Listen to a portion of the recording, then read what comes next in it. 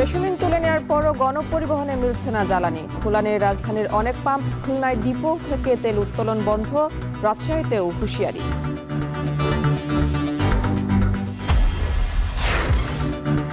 ঈদযাত্রা জ্বালানি সংকটে বিপাকে পরিবহন মালিকরা। গন্তব্য অনুযায়ী ভাড়া না নেওয়ার অভিযোগ। ঢাকা চট্টগ্রাম মহাসড়কের কুমিল্লা অংশে যানজটের শঙ্কা। ঈদের আগে সড়কে নামতে প্রস্তুত হচ্ছে ফিটনেসবিহীন গাড়ি। ওয়ার্কশপে বেড়েছে ব্যস্ততা। নিয়ন্ত্রণ করা না গেলে দুর্ঘটনার শঙ্কা।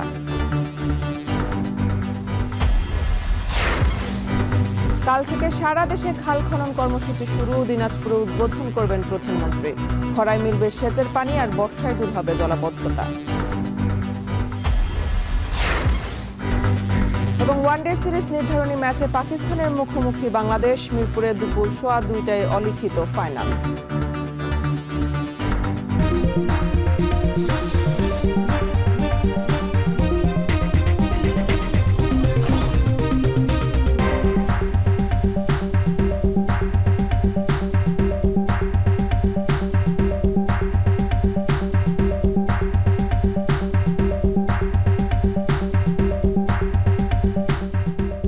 স্বাগত। এখন সকালে পুরো আয়োজন জুড়ে সঙ্গে আছে আমি মেহেরিন অ্যানি। শনিবার রাত থেকে দূরপাল্লা গণপরিবহনে তেলের রেশনিং পদ্ধতি তুলে দেওয়া হলেও তেলের সংকট যেন কাটছে না। রাজধানীর বেশিরভাগ পেট্রোল পাম্পই জ্বালানি সংকটে বন্ধ রাখতে দেখা যায়। হাতে গোনা যে কয়েকটা পাম্পে তেলের সরবরাহ রয়েছে, সেখানে গ্রাহকদের ভিড় ছিল চোখে পড়ার মতো। রাতভর রাজধানীর বিভিন্ন পাম্প ঘুরে বিস্তারিত জানাচ্ছেন মিয়া আমিরুল। গণপরিবহনে জ্বালানি তেল সরবরাহ নিয়ে সরকার ইতিমধ্যে সুখবর দিলেও সংকট যেন কাটছেই না।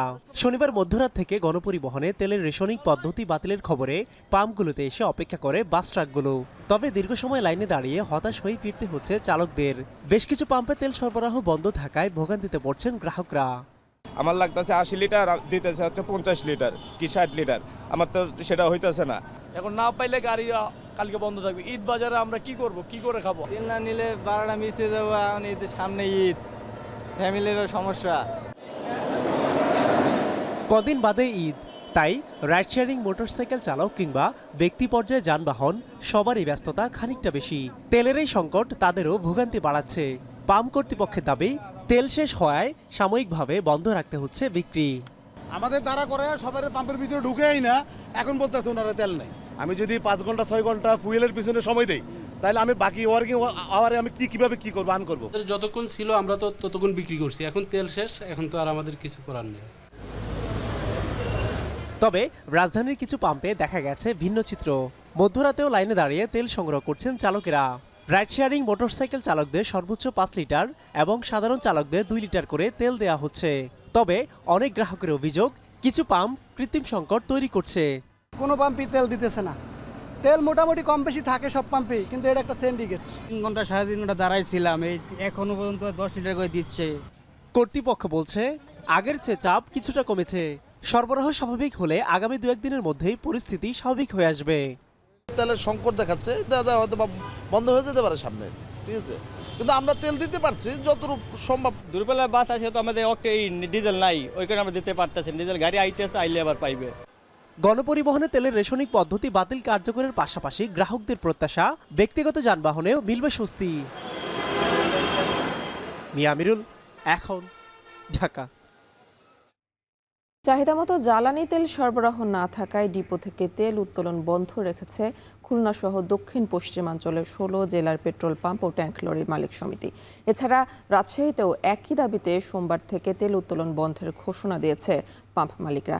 ব্যবসায়ীরা বলছেন, ডিপো থেকে যে পরিমাণ তেল দেওয়া হচ্ছে তাতে 2 থেকে 3 ঘন্টার বেশি পাম্প খোলা রাখা সম্ভব হচ্ছে না। বিস্তারিত প্রতিবেদনে। জ্বালানি তেলের পর্যাপ্ত সরবরাহ নিশ্চিত না করা হলে আগামী সোমবার থেকে তেল উত্তোলন বন্ধ রাখার হুঁশিয়ারি দিয়েছে রাজশাহী জেলা পেট্রোল পাম্প ও ট্যাঙ্ক লরি মালিক সমিতি। সমিতি নেতারা জানান, সিরাজগঞ্জের বাঘাবাড়ি ডিপো থেকে পাম্পগুলোতে 75% তেল সরবরাহ করা হচ্ছে বলা হলেও উত্তোলন হচ্ছে মাত্র 40%-এরও কম। এতে পাম্পগুলোতে জ্বালানি তেল নিতে ভোগান্তি পোহাতে হচ্ছে ভোক্তাদের। এমনকি কোথাও কোথাও সৃষ্টি হয়েছে অনাকাঙ্ক্ষিত পরিস্থিতি। আমাদেরকে যদি সঠিকভাবে সরবরাহ না করা হয়, তাহলে আমরা আগামী সোমবার থেকে তেল উত্তোলন বন্ধ করব। একটা গাড়ি 3 চেম্বার গাড়ি সেই যে তেলটা নিয়ে আসছে তার ক্যারিং কস্ট খরচ করে ওই সব তেল হিসাব করলে অবশ্যই তেলের যে আমাদের বিক্রয়ের যে মূল্য আছে তার থেকে প্রায় 1 থেকে 1.5 টাকা বেশি দামে বেচতে হবে, সেটা আমরা বেচতে পারছি না। তাহলে আমাদের এটা প্রতি গাড়িতে ঘাটতি হচ্ছে। আমাদের যদি অ্যাজ পার না হয় তাহলে আমরা বাধ্য হব, কারণ হচ্ছে আমার একজন পাচ্ছে না, আরেকজন পালে একটু সামান্য, সেটাও কভার করতে পারছে না। পর্যাপ্ত পরিমাণে আছে বলা হচ্ছে, কিন্তু মাধ্যম দিয়ে পর্যাপ্ত পরিমাণে সরবরাহ হচ্ছে না। এদিকে চাহিদা মতো জ্বালানি তেল সরবরাহ না করায় খুলনার পদ্মা, মেঘনা, যমুনা তেল ডিপো থেকে দক্ষিণ পশ্চিমাঞ্চলের প্রায় 16টি জেলার জন্য তেল উত্তোলন বন্ধ রয়েছে। গত কয়েকদিন ধরে পাম্পে যে পরিমাণ জ্বালানি তেলের চাহিদা রয়েছে, ডিপো থেকে তার অর্ধেকেরও কম সরবরাহ করায় এমন সিদ্ধান্ত নিয়েছে পাম্প মালিকরা।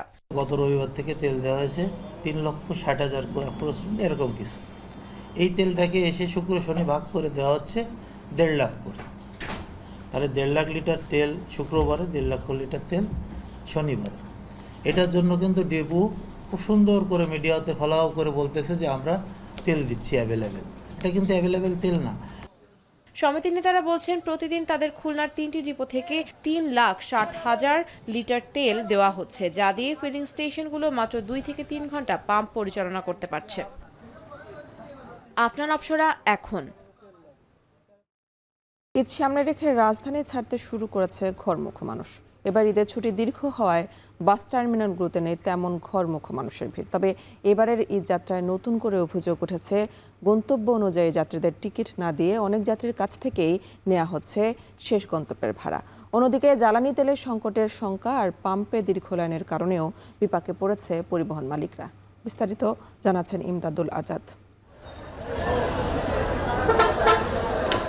ঈদ উল ফিতর সামনে রেখে শুরু হয়েছে ঘরমুখো মানুষের যাত্রা। প্রতি ঈদেই যাত্রীদের সবচেয়ে বড় অংশ ভরসা রাখেন সড়ক পথে। তবে এবার শুরু থেকেই ছিল জ্বালানি তেলের সম্ভাব্য সংকটের শঙ্কা। এতে ঈদ যাত্রা কতটা স্বস্তির হবে তা নিয়েও ছিল অনিশ্চয়তা। রাজধানীর মহাখালী বাস টার্মিনালে কথা হয় দূরপাল্লার কয়েক বাস যাত্রীর সাথে, যাদের গন্তব্য বগুড়ায়। এই যাত্রীদের অভিযোগ, গন্তব্য অনুযায়ী টিকিট না দিয়ে ধরিয়ে দেওয়া হয়েছে আরও দূরের স্টেশনের টিকিট। এক্ষেত্রে তাদের বাড়তি গুনতে হচ্ছে 500 টাকা পর্যন্ত। বগুড়ার কোনো গাড়ি নেই, সব নওগাঁ, এবং যেতে হলে নওগাঁর ভাড়া দিয়ে যেতে হবে। নওগাঁর গাড়ি আছে 680 টাকা ভাড়া, আর আমাদের বগুড়ার ভাড়া হলো 550 টাকা। বাধ্য হয়ে আমাদের নওগাঁর ভাড়াটাই দিতে হচ্ছে। অ্যাডভান্স টিকিট যেটা 550 টাকা, সেটা আমাদের নেওয়া হয়েছে প্রায় 900 টাকা। একই চিত্র দেখা গেল গাবতলী বাস টার্মিনালেও, যেখানে যশোরের যাত্রীদের বাধ্য হয়ে কিনতে হচ্ছে চুয়াডাঙ্গা বা সংশ্লিষ্ট বাসগুলোর শেষ গন্তব্যের টিকিট। আবার ফরিদপুরগামী যাত্রীদের কিনতে হচ্ছে পিরোজপুর জেলার টিকিট। ঢাকা টু ফরিদপুরের বাস অ্যাভেলেবেল না। ওনারা বলছেন যে পিরোজপুরের দূরপাল্লার একটা বাস আছে, ওখানে টিকিট গেলে ওনারা আমাকে ফরিদপুরে নামিয়ে দিয়ে যাবে। তখন টিকিট পাওয়া যাচ্ছে না, তো অনেক রিকোয়েস্ট করার পরে একটা টিকিট ম্যানেজ করা গেছে, তখন তো আলটিমেটলি বেশি টাকা নিচ্ছে। তবে পরিবহন কর্তৃপক্ষ এই অভিযোগের বিপরীতে দিচ্ছেন নানা অজুহাত। বলছেন তার অতিরিক্ত ভাড়া নিচ্ছেন না, তবে শেষ গন্তব্যের যাত্রী না হলে লোকসানে পড়তে হবে তাদের। বগুড়া যেগুলো গাড়ি ছিল আগে বিক্রি হয়ে গেছে, বুঝছেন, যেহেতু দুটা গাড়ি আমরা এক্সট্রা যেটা ছাড়তেছি সেগুলো মনে করেন নওগাঁ। এই খালি অনুপাতে আমাদের গাড়ি তো শেষ স্টপেজে যাবে, কিন্তু রাস্তায় নামবে, তারা শেষ স্টপেজের ভাড়া দিয়ে যেতে হবে। আমার তো ওখান থেকে আর লোকাল কোনো যাত্রী ওঠানোর স্কোপ আমাদের নাই।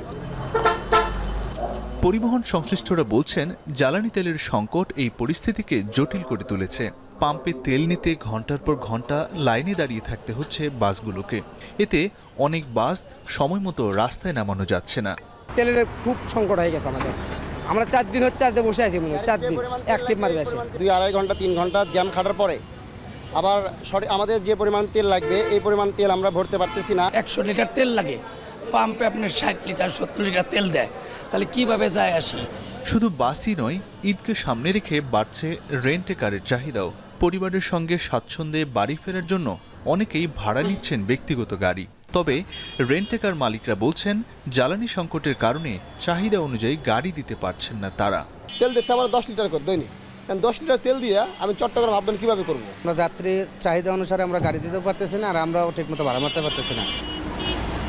ইমদাদুল আজাদ, এখন, ঢাকা।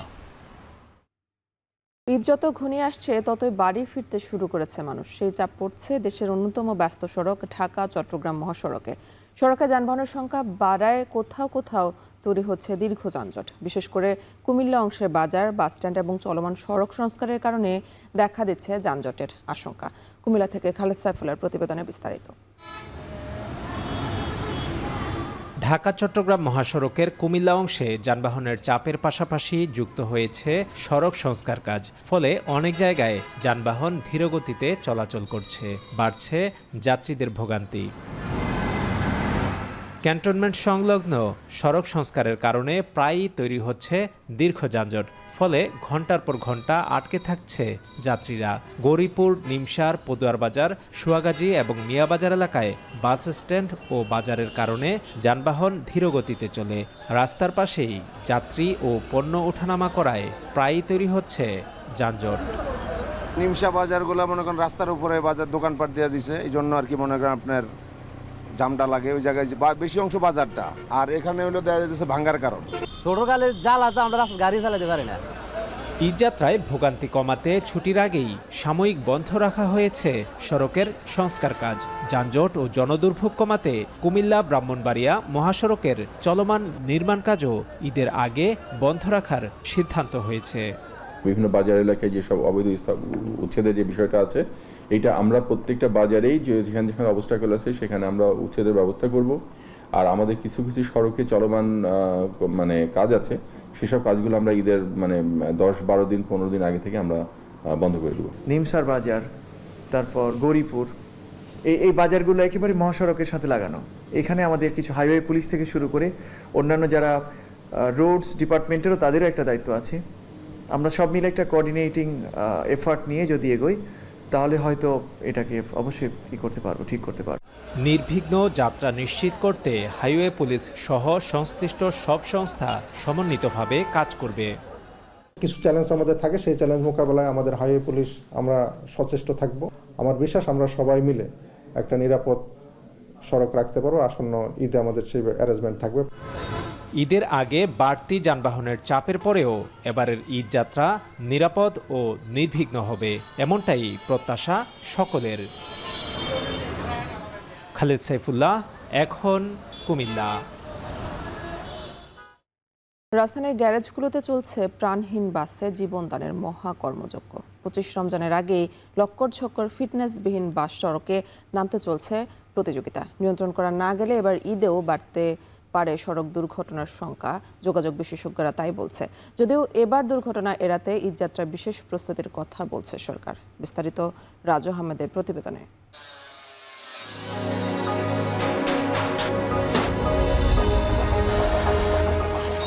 হাতুড়ির ঠুকঠাক, আগুনের ফুলকি আর রং তুলির আচরের চেষ্টা অভিশপ্ত এক কঙ্কালকে জীবনদানের। 33-এর অংশবিশেষ পাটাতন আর বডির অস্তিত্ব না থাকলেও এই বাসটি সড়কে চলবে আগামী ঈদে। রং করা হবে, যেগুলো ফলন নষ্ট হয়ে যাচ্ছে, পুরো সামনে নষ্ট হয়ে সেগুলো একবার ঝকঝকা বানিয়ে ফেলবে। ঝকঝকা কি যেগুলো নষ্ট হয়ে যাচ্ছে চলবে না সেগুলো কাজ করবে। এই সেটটা আপনাকে দেখায় যেটা পৌঁছে গেছে, এই যে আমরা এটা ফেলে দিই। আচ্ছা, শুধুমাত্র এই বাসটি নয়, রাজধানীর সাভার, গাবতলী, বেড়িবাঁধ, মাতুয়াইল, যাত্রাবাড়ি ও সায়দাবাদ সহ বিভিন্ন স্থানে গ্যারেজগুলোতে চলছে এসব প্রাণহীন বাসের জীবনদানের কর্মযজ্ঞ। দম ফেলার সময় নেই মিস্ত্রি ও কারিগরদের। দুই একটি নতুন বাসের কাজ চললেও বেশিরভাগই ভাঙাচুরা, লক্কর ঝক্কর আর বিআরটিকে ঘুষ প্রদানের মধ্য দিয়ে বৈধতা পাবে এসব বাস, যা আগামী 25 রমজানের আগেই নামবে সড়কে। এখন তো আপনার দিনও কাজ করতে হচ্ছে, নাইটও কাজ করতে হচ্ছে, এখন কাজের চাপ বেশি। দিন রাত খাটতাছি গাড়িটা দেওয়ানোর জন্য। মালিকের তার টিপ আছে, 25 তারিখের ভিতরে আমাকে ইমার্জেন্সি করে গাড়ি দিতেই হবে। আর ঘুষ কতটুক চলে দেখা যাচ্ছে আপনার এই ঈদের আগে এই সব গ্যারেজে গাড়ির মনে করেন চাপ, যে ভাই আমার গাড়ি গ্যারেজে আছে, ওই সেই ক্ষেত্রে হালকা পাতলা, এটা তো আপনি বোঝেন। এই বাংলাদেশে এগুলো চলবেই ভাই, আমি কোনোদিন ঠেকা রাখতে পারি। বাংলাদেশ রোড সেফটি ও যাত্রী কল্যাণ পরিষদের তথ্য বলছে, গেল বছরে 2 ঈদে মোট 664টি দুর্ঘটনায় প্রাণ হারিয়েছে 12 জন আর আহত হয়েছে প্রায় 3000 জন। আর পুরো বছর জুড়ে 6729টি দুর্ঘটনায় প্রাণ গেছে 9111 জনের, যার মধ্যে 14049% বাস দুর্ঘটনা। বিশেষজ্ঞরা বলছেন প্রতি বছর ঈদ যাত্রায় শতাধিক প্রাণ ঝরলেও কার্যকরী কোনো পদক্ষেপ নেয় না সরকার। দায়সারা অভিযান দেখা গেলেও ব্যর্থ বিআরটিএ, ফলে সারা বছর সড়ক ও উৎপাদন পর্যায়ে অভিযানের পাশাপাশি এবার ঈদে প্রাণহানি কমাতে নেওয়া যেতে পারে বিকল্প ব্যবস্থা। বিআরটির একটা বড় ঘাটতি আছে, তারা আসলে এই কাজটা যেভাবে করার কথা সেভাবে কিন্তু করছে না। তো ঈদের সময় এই স্বল্প সময়ে যেহেতু হঠাৎ করে একটা জনস্রোত বা যাত্রীদের চাপ সড়কে আসে, এটা সামাল দেওয়ার জন্য সশস্ত্র বাহিনী থেকে শুরু করে আমাদের পাবলিক ইউনিভার্সিটির যে বাসগুলি আছে, সেটাই স্বল্প সময়ে যদি একটা যোগান দেওয়া যায়, আমাদের সড়কে যানজট বা দুর্ঘটনা যেটা আমরা দেখি ঈদের সময় একটা বড় একটা জাম্প আমি বলবো, সেই জাম্পটা কিন্তু ঠেকানো সম্ভব। এসব বিষয়ে বিআরটিএ দায়িত্বরতদের কারো বক্তব্য পাওয়া না গেলেও সংস্থাটি সক্রিয় করার পাশাপাশি কঠোরভাবে লক্কর-ঝক্কর বাস নিয়ন্ত্রণের আশ্বাস সড়ক ও পরিবহন প্রতিমন্ত্রীর। প্রশাসনকে এবং আমাদের মন্ত্রণালয় এবং প্লাস কে আমরা প্রেশার দিয়েছি যাতে ফিটনেসবিহীন গাড়িগুলি গ্যারেজে রং করে কোনোভাবে যাতে রাস্তায় নামতে না পারে, সেদিকে বিশেষভাবে লক্ষ্য রাখা এবং অভিযান করতে বলা হয়েছে।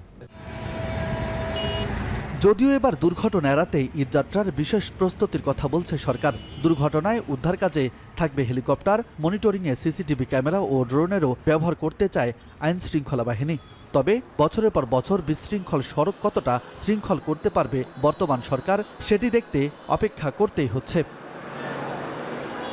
রাজু আহমেদ, এখন, ঢাকা। ঈদ মানে ঘরমুখী মানুষের ঢল, সেই চাপ সামাল দিতে রঙের আঁচড়ে নতুন করে তোলা হচ্ছে অসংখ্য যানবাহন। পুরনো ও দুর্ঘটনা কবলিত গাড়ির মেরামতে সাফারের বিভিন্ন ওয়ার্কশপে বেড়েছে শেষ মুহূর্তের কর্মব্যস্ততা। হাইওয়ে পুলিশ বলছে ফিটনেসবিহীন কোনো গাড়ি মহাসড়কে চলতে দেওয়া হবে না। বিস্তারিত হুমায়ুন কবিরের প্রতিবেদনে। ঈদ যাত্রাকে কেন্দ্র করে ওয়ার্কশপগুলোতে চলছে শেষ মুহূর্তের ব্যস্ততা। সাভারের আমিনবাজার, হেমায়েতপুর, নবীনগর, নয়ারহাট ও শ্রীপুর এলাকায় প্রায় অর্ধশতাধিক ওয়ার্কশপে চলছে কাজ। কেউ রং করছেন, কেউ ভাঙা অংশ জোড়া লাগাচ্ছেন ঝালাইয়ের মাধ্যমে। অচল গাড়িগুলোতে রঙের প্রলেপ দিয়ে সড়কে নামানোর এই কর্মযজ্ঞ চলছে সকাল থেকে মধ্যরাত অবধি।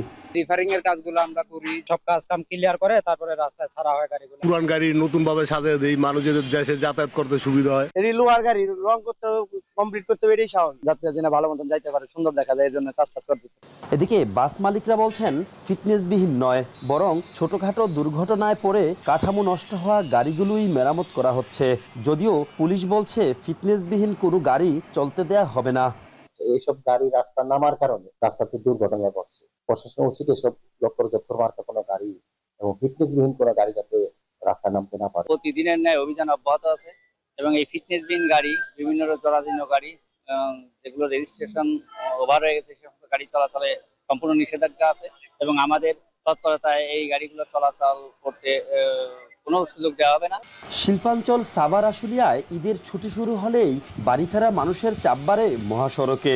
এই সুযোগে কিছু অসাধু পরিবহন মালিক ফিটনেসবিহীন ও জোড়াতালি দেয়া গাড়ি নামিয়ে দেন সড়কে, ফলে বাড়ে দুর্ঘটনার ঝুঁকি। হুমায়ুন কবির, এখন, সাভার। ঈদের এখনও প্রায় এক সপ্তাহ বাকি থাকলেও ট্রেনে বাড়ি ফিরতে রবিবার সকাল থেকে ঢাকা রেলওয়ে স্টেশনে যাত্রীদের ভিড় দেখা যাচ্ছে। এ নিয়ে বিস্তারিত জানাতে রাজধানীর কমলাপুর থেকে যুক্ত আছেন শারিয়ার জামান পুলক। পুলক, সকালে কোন কোন গন্তব্যে ছেড়ে গেছে ট্রেন আর যাত্রী চাপ কেমন দেখছেন? এছাড়া কোনো ভোগান্তির অভিযোগ আছে কিনা জানাবেন।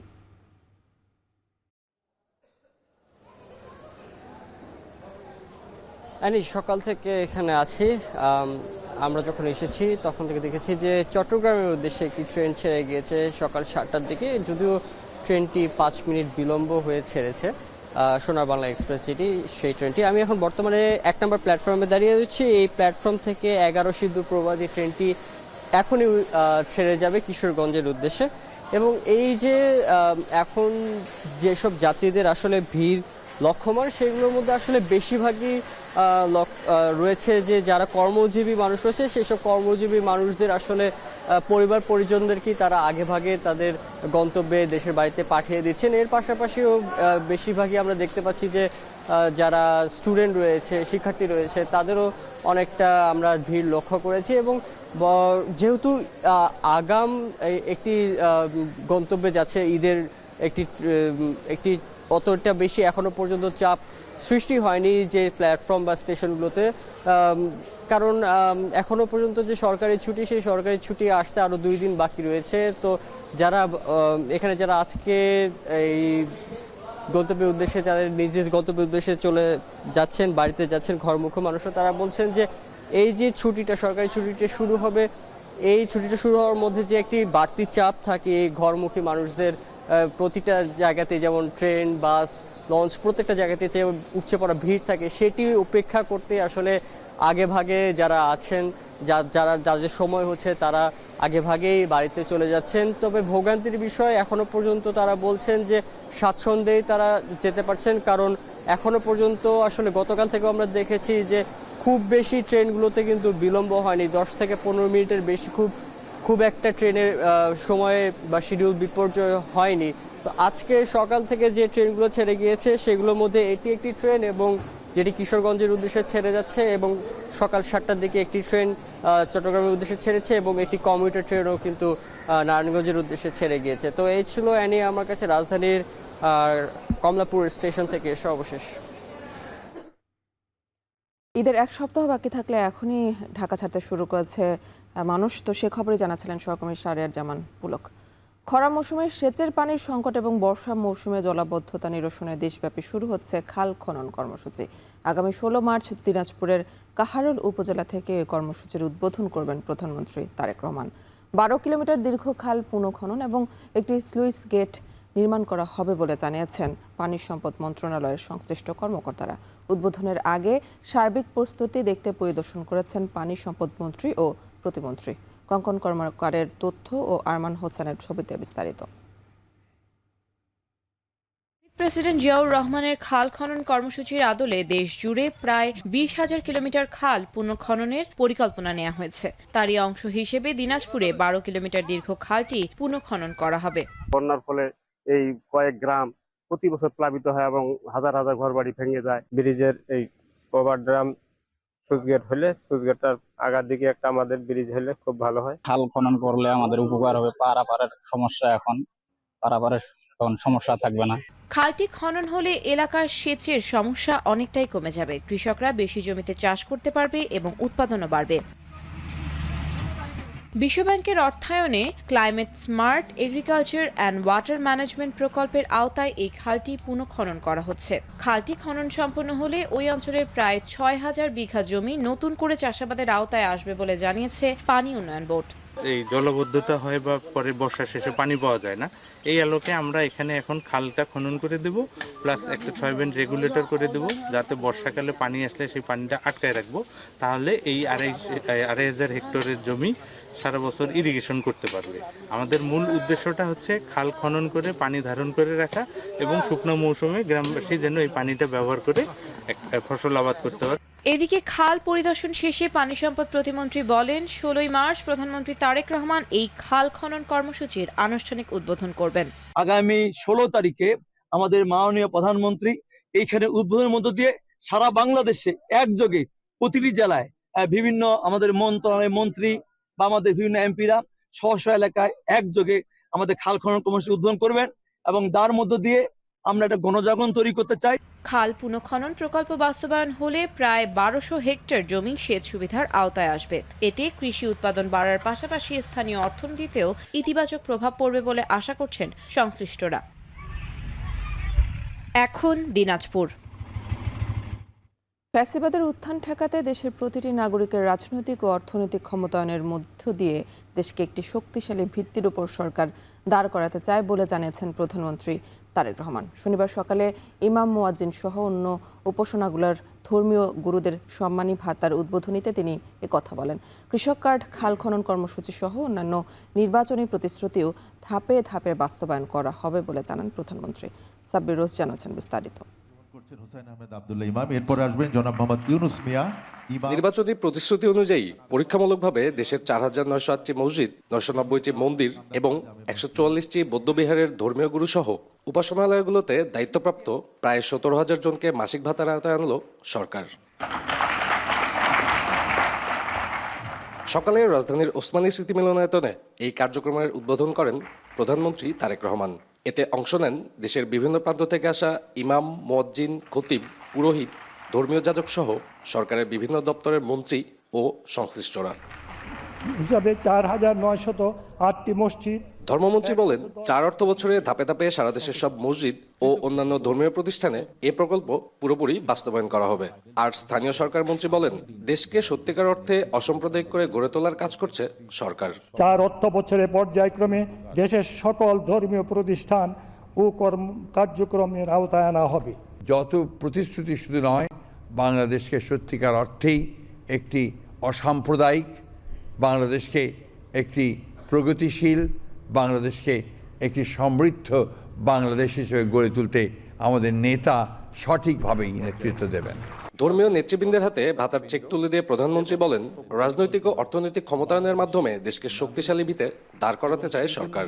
নাগরিকদেরকে আমরা রাজনৈতিক এবং অর্থনৈতিকভাবে ধীরে ধীরে শক্তিশালীভাবে গড়ে তুলতে চাই, যদি আমরা রাষ্ট্রকে শক্তিশালী করতে চাই। সম্মানিত উপস্থিতিবৃন্দ, ধর্ম বর্ণ নির্বিশেষে প্রতিটি শ্রেণী পেশার মানুষ তথা প্রতিটি নাগরিকের আর্থিক সামাজিক নিরাপত্তা নিশ্চিত করার জন্য সরকার রাষ্ট্রীয় সামর্থ্যের সবটুকু দিয়ে চেষ্টা চালিয়ে যাচ্ছে। নির্বাচনী প্রতিশ্রুতি অনুযায়ী 16 মার্চ দিনাজপুর থেকে খাল খনন কর্মসূচি এবং 14 এপ্রিল থেকে কৃষক কার্ডের পাইলট প্রকল্প শুরু হবে বলে জানান প্রধানমন্ত্রী। ভোটের কালই নোট থেকে মোচনের আগেই আমরা আমাদের সকল প্রতিশ্রুতি ধারাবাহিকভাবে বাস্তবায়নের কাজ শুরু করেছি। 1 বৈশাখ থেকে আমরা ইনশাল্লাহ ফার্মার্স কার্ড বা কৃষক কার্ডের পাইলট প্রজেক্ট চালু করব। ইনশাল্লাহ আগামী 16 মার্চ দিনাজপুর থেকে শুরু হচ্ছে আমাদের খাল খনন কর্মসূচি। এই প্রকল্পের আওতায় প্রতি মাসে মসজিদের ইমাম 5,000, মুয়াজ্জিন 3,000 ও খাদেম 2,000 টাকা করে সম্মানী পাচ্ছেন। আর মন্দিরের পুরোহিত 3,000, সেবায়েত 3,000, বৌদ্ধবিহারের অধ্যক্ষ 5,000, উপাধ্যক্ষ 3,000, গির্জার যাজক 5,000 এবং সহকারী যাজক পাচ্ছেন 3,000 টাকা। সাব্বির রোজ, এখন, ঢাকা। 30 এপ্রিল পর্যন্ত চলবে প্রথম অধিবেশন। আলোচনা হবে রাষ্ট্রপতির ভাষণের উপর। এছাড়া অন্তর্বর্তী সরকারের সময় জারি করা 133টি অধ্যাদেশের বিষয়ে কাজ করছে বিশেষ কমিটি। সে ব্যাপারেও শনিবার কার্য উপদেষ্টা কমিটির বৈঠক আলোচনা হয়েছে বলে জানিয়েছেন স্বরাষ্ট্রমন্ত্রী। এদিকে বৈঠক শেষে বিরোধী দলের চিফ হুইপ নাহিদ ইসলাম বলেছেন, সংবিধান সংস্কার পরিষদ নিয়ে সংসদে জানতে চাইবে বিরোধী দল। আরও জানাচ্ছেন শাহাদাত অভ্র। শনিবার সংসদ সচিবালয়ে ক্যাবিনেট কক্ষে জাতীয় সংসদের কার্য উপদেষ্টা কমিটির কার্যক্রম শুরু হয়। স্পিকার হাফিজউদ্দিন আহমেদের সভাপতিত্বে অনুষ্ঠিত বৈঠকে সংসদ নেতা ও বিরোধী দলীয় নেতাসহ 15 সদস্যের কমিটির 14 জন উপস্থিত ছিলেন। অসুস্থতার কারণে বৈঠকে যোগ দিতে পারেনি বিএনপির জ্যেষ্ঠ নেতা মির্জা আব্বাস। কার্য উপদেষ্টার কমিটির বৈঠকে ঠিক হয় প্রথম অধিবেশনের মেয়াদকাল নির্ধারণ এবং অধিবেশনের আলোচনার বিষয়বস্তু। বৈঠক শেষে বেরিয়ে এই বিষয়ে কথা বলেন কমিটির সদস্যরা। এটা এপ্রিলের 30 তারিখ পর্যন্ত চলবে, এটাই সিদ্ধান্ত হয়েছে। এটা তো এটার উপর যে ইয়েগুলো হয়েছে এগুলো আলোচনা 133টি যে 133টি অধ্যাদেশ এগুলো বিষয় আছে। আইনগত যে বাধ্যবাধকতা আছে, যে সময় আছে, সেই সময়ের মধ্যেই আমরা যথাযথ পদক্ষেপ গ্রহণ করব। সংবিধানে 30 দিন সময় আছে প্রথম যেদিন উপস্থাপন করেছি তার থেকে। প্রথম অধিবেশনের প্রথম দিনে অন্তর্বর্তী সরকারের সময় জারি করা 133টি অধ্যাদেশের বিষয়ে প্রস্তাব উত্থাপন করা হয়েছিল। এ প্রেক্ষিতে গঠন করা হয়েছিল একটি বিশেষ কমিটি। কার্য উপদেষ্টা কমিটির সভায় এই বিশেষ কমিটিকে দ্রুত অধ্যাদেশের বিষয়ে সিদ্ধান্ত নেওয়ার বিষয়ে আলোচনা হয় বলে জানান স্বরাষ্ট্রমন্ত্রী। 15 তারিখের পরে আবার সংসদ বসবে আগামী 29 তারিখ মার্চের, ঈদের পরে, এবং পরে এপ্রিল মাস পুরোটাই জাতীয় সংসদের এই অধিবেশন চালু থাকবে। এই সিদ্ধান্তগুলো হয়েছে। বহুল আলোচিত জুলাই সনদ ও সংবিধান সংস্কার পরিষদ গঠন নিয়ে কোনো আলোচনা হয়েছে কিনা এমন প্রশ্নের জবাবে কথা বলেন বিরোধী দলের চিফ হুইপ। সংসদ শুরু হলে সংসদে এই বিষয়ে আলোচনা হবে, এটা কিন্তু সরকার দলের স্বরাষ্ট্রমন্ত্রী উনি বলেছিলেন। সরকার দলের বক্তব্যের প্রেক্ষিতে বক্তব্য, তারপরে আমরা আমাদের করণীয় ঠিক করি। প্রথম অধিবেশনে প্রধানমন্ত্রীর জন্য 8টি ও অন্যান্য মন্ত্রীর জন্য 460টি প্রশ্নসহ মোট 468টি প্রশ্ন থাকছে। বিধি 71-এ মনোযোগ আকর্ষণের নোটিশ পাওয়া গেছে 27টি এবং সিদ্ধান্ত প্রস্তাবের সংখ্যাতে 97টি নোটিশ পাওয়া গেছে। শাহাদাত অফরো, এখন, ঢাকা। সময় হলো একটি বিরতির, ফিরছি একটু পরে।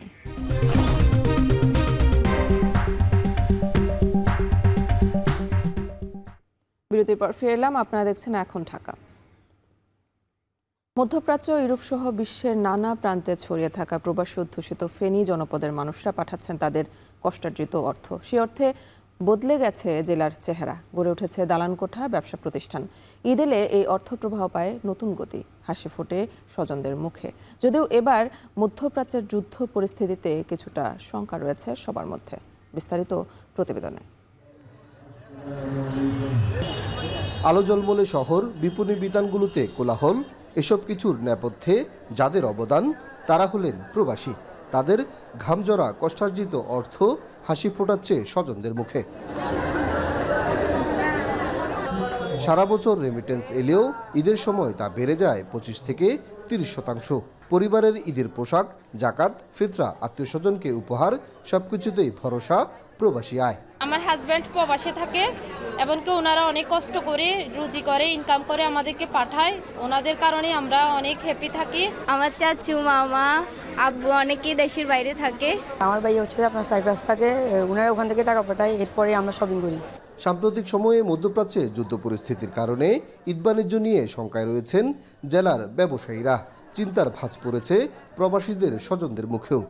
এই যুদ্ধটা বন্ধ হোক, এইখানে আমাদের রমজান ঈদ উপলক্ষে যে সকলের একটা এই রেমিটেন্সটা আনায়ন হোক। মধ্যপ্রাচ্যে যে একটা সহিংসতা শুরু হয়েছে, এই সহিংসতার কারণে অথবা আমাদের এখানে দেশের একটা বিরূপ একটা প্রতিক্রিয়া আসছে। শুধু আমার নয়, এটা পুরা এশিয়া মহাদেশের মধ্যে এটা একটা বিরূপ প্রতিক্রিয়া আসবে। পরিবার ছাড়াও ঈদকেন্দ্রিক অর্থপ্রবাহে চাঙ্গা হয় স্থানীয় অর্থনীতি। মধ্যপ্রাচ্যের যুদ্ধ পরিস্থিতির কারণে কিছুটা উৎকণ্ঠা থাকলেও চলতি মাসে 25 থেকে 30% রেমিটেন্স বাড়বে বলে আশা ব্যাংক কর্মকর্তাদের। প্রবাসী ভাইয়েরা তাদের পরিবার পরিজন নিয়ে যেন আনন্দ ও খুশিতে তার ঈদটা কাটাতে পারে, সেজন্য তারা রমজান মাসে রেমিটেন্স পেমেন্টটা একটু বাড়িয়ে পাঠান। আমরা গত অর্থ বছরে 2024-25-এর দিকে মার্চ মাসে যখন রমজান হয়েছিল, সেই সময়কার রেমিটেন্সের যে তথ্যটা পেয়েছি, 101.0 মিলিয়ন মার্কিন ডলার রেমিটেন্স তারা পাঠিয়েছিলেন। এটার পর স্বাভাবিক থেকে 20 থেকে 25% বৃদ্ধি পায় এবং সরকারের ব্যবস্থা যদি প্রণোদনা বেড়েই দেওয়া হয় তাহলে এই রেমিটেন্স আরও বেশি বৃদ্ধি পাবে এবং এই রেমিটেন্স দেশের কল্যাণে কাজে লাগবে। জনশক্তি ও কর্মসংস্থান অফিসের দেয়া তথ্য মতে 2024-25 অর্থ বছরে 873.4 মিলিয়ন মার্কিন ডলার এসেছে ফেনীতে। গত ঈদে যা ছিল 101 মিলিয়ন মার্কিন ডলার, এবার আরও বহুগুণে বাড়বে বলে মনে করছেন ব্যাংক সংশ্লিষ্টরা। ঈদ মানে আনন্দ, ঈদ মানে মিলন হলেও প্রবাসীদের জন্য ঈদ দূরদেশে নির্জন কর্মদিবস। তবুও প্রিয়জনের হাসি তাদের প্রেরণা। সোলাইমান ডালিম, এখন, ফেনী। রমজানের শেষের দিকে মাছের চাহিদা বেড়েছে, তবে সামুদ্রিক এবং অন্যান্য মাছের সরবরাহ কম থাকায় দাম বেড়েছে। এ বিষয়ে বিস্তারিত জানাতে পটুয়াখালীর কলাপাড়ার নাচনাপাড়া পাইকারি মাছ বাজার থেকে যুক্ত আছেন জসিম পারভেজ। জসিম, মাছের বাড়তি দাম নিয়ে ক্রেতা বিক্রেতারা কি বলছেন জানাবেন। এখানে কিন্তু এখন বঙ্গোপসাগর এবং নদ নদীতে অমাবস্যা এবং না আছে পূর্ণিমা, এই ডালা মৌসুমে কিন্তু মাছের সরবরাহ কম থাকে। সে কারণেই কিন্তু জেলেদের জালে মাছ, কাঙ্ক্ষিত মাছ ধরা না দেওয়ার কারণেই বাজারেও সরবরাহ কম রয়েছে। সে কারণেই কিন্তু ক্রেতারা চাহিদার তুলনায় তারা মাছ নিতে পারছেন না, আর বিক্রেতারাও জেলেদের কাছ থেকে তারা কাঙ্ক্ষিত মাছ না পাওয়ায় কিন্তু দামটা একটু বেড়েছে। তো আজ এই পাইকারি মাছ বাজার পটুয়াখালী কলাপাড়ার যে নাচনাপাড়া পাইকারি মাছ বাজার, এখানে আমরা এসে দেখেছি যে ইলিশ মাছ আকার ভেদে 600 থেকে 1100 টাকা পর্যন্ত প্রতি কেজি বেচা বিক্রি হচ্ছে। এখানে প্রতি কেজিতে বেড়েছে 100 টাকা এবং রুই বিক্রি হচ্ছে 360 থেকে 400 টাকা, প্রতি কেজিতে বেড়েছে 30 থেকে 40 টাকা। এছাড়া যে কাতল মাছ বিক্রি হচ্ছে 300 থেকে 350 টাকা, এখানেও বেড়েছে 30 থেকে 40 টাকা প্রতি কেজি। কেজিতে। এছাড়া যে সিলভার কার্প মাছ রয়েছে সেগুলো বিক্রি হচ্ছে এখানে 180 টাকা প্রতি কেজি, প্রতি কেজিতে বেড়েছে 10 টাকা। এবং মলাপুটি সেগুলো বিক্রি হচ্ছে 170 টাকা, এখানে বেড়েছে 10 টাকা প্রতি কেজিতে। এবং পোয়া মাছ বিক্রি হচ্ছে 250 থেকে 300 টাকা, এখানে প্রতি কেজিতে বেড়েছে 50 টাকা। এছাড়া যে তেলাপিয়া রয়েছে, তেলাপিয়া বিক্রি হচ্ছে 120 থেকে 200 টাকা পর্যন্ত আকার ভেদে, এখানেও বেড়েছে প্রতি কেজিতে 10 থেকে 20 টাকা। এছাড়া যে পাঙ্গাস বিক্রি হচ্ছে 155 টাকা, প্রতি কেজিতে বেড়েছে 5 টাকা। নদীর যে পাঙ্গাস রয়েছে সেই পাঙ্গাস বিক্রি হচ্ছে 300 থেকে 700 টাকা পর্যন্ত, এখানে প্রতি কেজিতে বেড়েছে 100 টাকা, এমনটি আমরা জানতে পেরেছি। তো এখানকার ক্রেতা এবং বিক্রেতারা বলছেন যে এখন অমাবস্যা এবং পূর্ণিমা তিথি না থাকায় মাছের সরবরাহ কম রয়েছে, সেখানে বাজারে দামটাও চড়া রয়েছে। আর এখানকার যে পাইকাররা রয়েছেন যারা মূল খরিদ্দার, তারা বলছেন যে এখানে মাছের দাম বেশি হওয়ায় তারা যে তাদের যে নিজস্ব হাট বাজারে আরও 50 থেকে 100 টাকা বেশি দরে বেচা বিক্রি করবেন, তবে ভোক্তা পর্যায়ে কিছুটা দাম চড়া হবে বলে এমনটি প্রত্যাশা করছেন। এই ছিল আমাদের সবশেষ এনি। পটুয়াখালীর মাছের বাজার নিয়ে জানাচ্ছিলেন সহকর্মী জসিম পারভেজ। এর মধ্যে দিয়ে সময় হলো আরও একটি বিরতির, ফিরছে একটু পরে।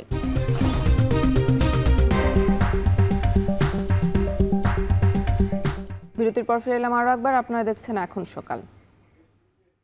মধ্যপ্রাচ্যের যুদ্ধের প্রভাব পড়েছে কুয়েতের ঈদ বাজারে। ঈদের মৌসুমে যেখানে জমজমাট থাকে ব্যবসা বাণিজ্য, সেখানে এবার মন্দা।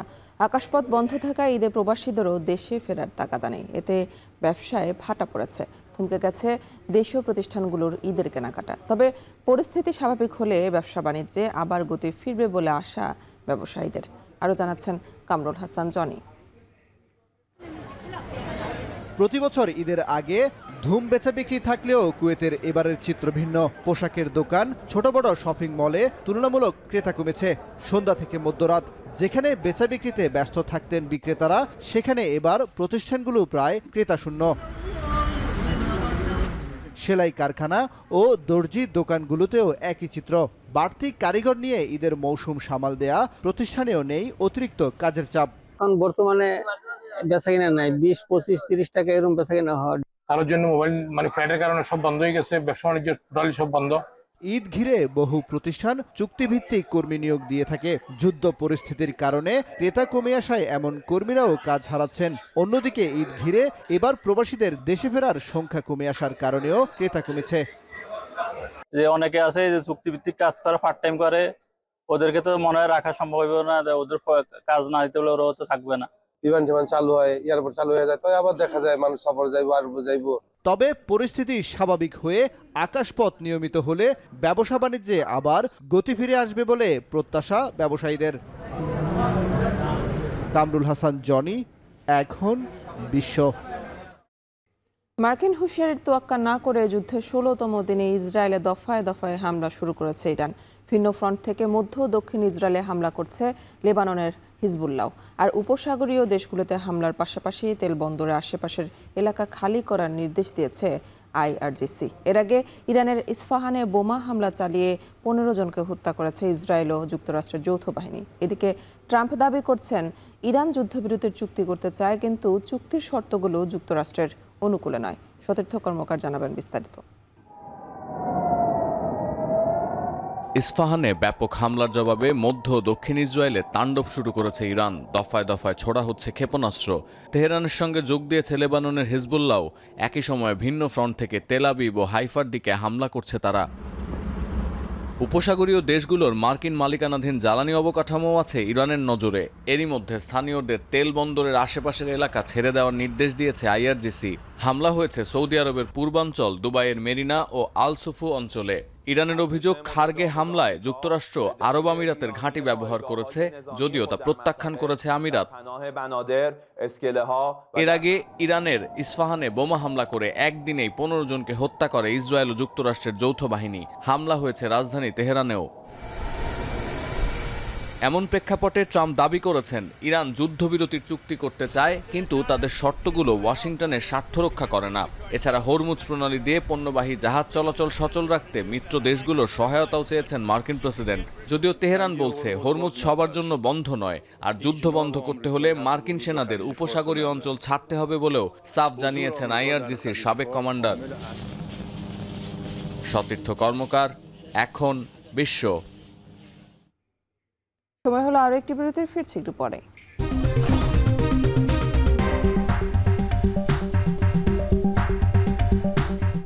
বিরতির পর ফিরে এলাম আরও একবার। আপনারা দেখছেন এখন সকাল।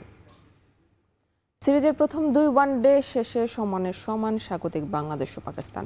সিরিজ নির্ধারণী ম্যাচে রোববার মুখোমুখি দুই দল মিরপুরের শেরে বাংলা জাতীয় ক্রিকেট স্টেডিয়ামে দুপুর 2:15টায় মাঠে গড়াবে সিরিজের তৃতীয় ও শেষ ওয়ানডে। বিস্তারিত আসাদুজ্জামান লিটনের প্রতিবেদনে। 3 ম্যাচ সিরিজের প্রথম ওয়ানডেতে পাকিস্তানকে 114 রানে গুটিয়ে দিয়ে 8 উইকেটের দাপুটে জয় তুলে নিয়েছিল বাংলাদেশ। তবে স্বাগতিকরা মুদ্রার উল্টো পিঠও দেখে পরের ম্যাচেই। এবার পাকিস্তানকে 274 রানে থামিয়ে রান তাড়া করতে নেমে টাইগাররা অল আউট হয় 114 রানে।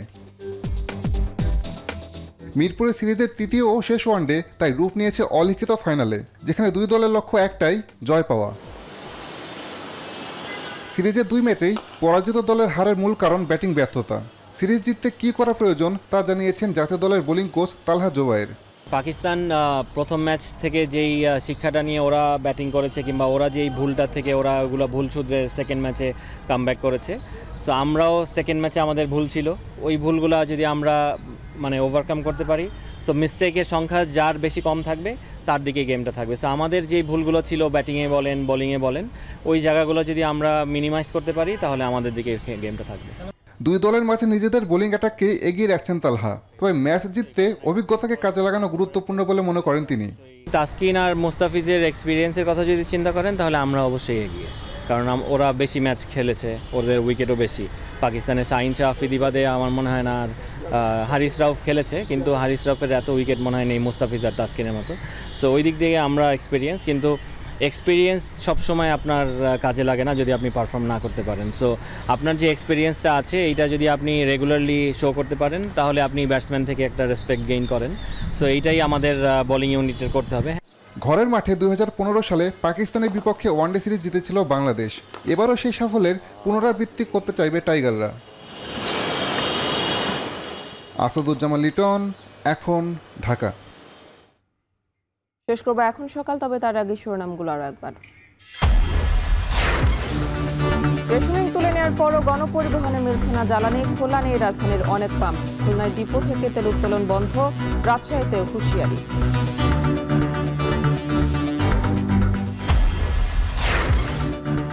ঈদযাত্রায় জ্বালানি সংকটে বিপাকে পরিবহন মালিকরা, গন্তব্য অনুযায়ী ভাড়া না নেওয়ার অভিযোগ। ঢাকা চট্টগ্রাম মহাসড়কের কুমিল্লা অংশে যানজটের সংখ্যা।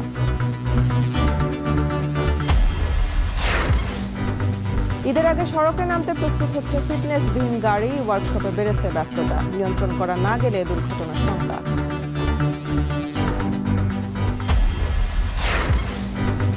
কাল থেকে সারা দেশে খাল খনন কর্মসূচি শুরু, দিনাজপুরে উদ্বোধন করবেন প্রধানমন্ত্রী। খরায় মিলবে সেচের পানি, আর বর্ষায় দূর হবে জলাবদ্ধতা। এবং ওয়ানডে সিরিজ নির্ধারণী ম্যাচে পাকিস্তানের মুখোমুখি বাংলাদেশ, মিরপুরে দুপুর 2:15টায় অলিখিত ফাইনাল।